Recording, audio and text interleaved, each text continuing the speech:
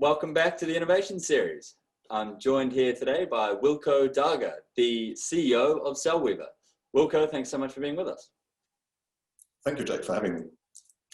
Now, we've had lots of conversations about communications, and there's something simple that I wanted to ask you, and that is, is the yachting industry ready for 5G? Well, Jack, in terms of demand, the yachting industry certainly is ready for 5G. Everyone is talking about it. To one extent, it's quite a buzzword, but many expectations are associated with the advent of 5G, and we are asked the question by many of our existing clients and prospects. We as a supplier certainly are ready for 5G too. We have already supplied 5G ready in terms of upgradable hardware to our clients for quite a while, and we are about to roll out the new hardware which will be equipped with 5G technology from the factory, if you like. And is this something that can be retrofitted also to vessels? Yes, of course. This is part of our expertise to look at existing installations in terms of antennas, in terms of ship run cables, in terms of other components, also the IT side of things on board. The hardware will need to interconnect to make the bandwidth available on board through the LAN and Wi-Fi, of course.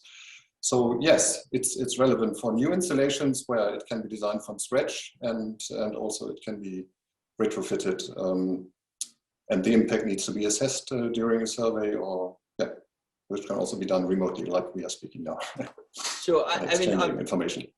For those of us that have been in the industry for more than 5 or 10 years, I mean, we remember very slow speeds and almost giving up your connectivity to your networks within inside of land. I mean, we really are on the cusp of a revolution in that respect. Yes, definitely. I mean, we saw the development from 3G to 4G. We, as a manufacturer and supplier, provided a big advantage in that regard when we introduced our amplifiers, who improved the operational range of the 3G, 4G system back then. And this component, the amplifier, is also ready for 5G now.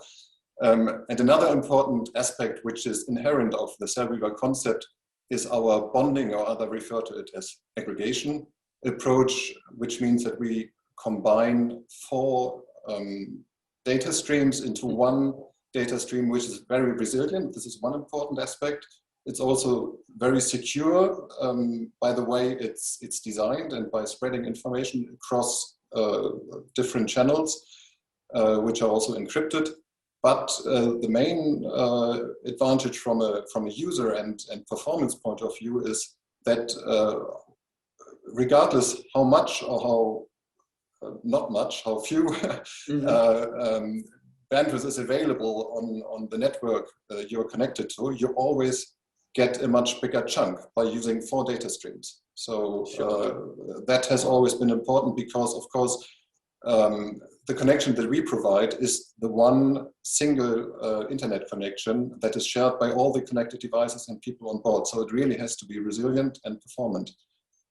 Sure. And so this is using existing networks, which are evolving all the time, and maximizing what you can get out of that using infrastructure that exists already. Yes, exactly. We rely on existing infrastructure. We increase the performance available to the customer as compared to a single modem by combining multiple modems in one device. And basically, this also includes the infrastructure that we provide. The device on board connects to a server that we provide, and we designed and supply the backhaul infrastructure to our clients to make sure their internet connectivity breaks out to the public internet, where they get the best performance, and also where they are close to the data they actually want to access. So if a client is focused on accessing, let's say, UK-based media services like BBC iPlayer or SkyGo, it makes most sense for us to take care of routing all the traffic to break out to the internet in the UK. And on all the way, it's secure and we assure the best possible performance. And also, there's a lot of talk of the future and low Earth orbit satellites and constellations.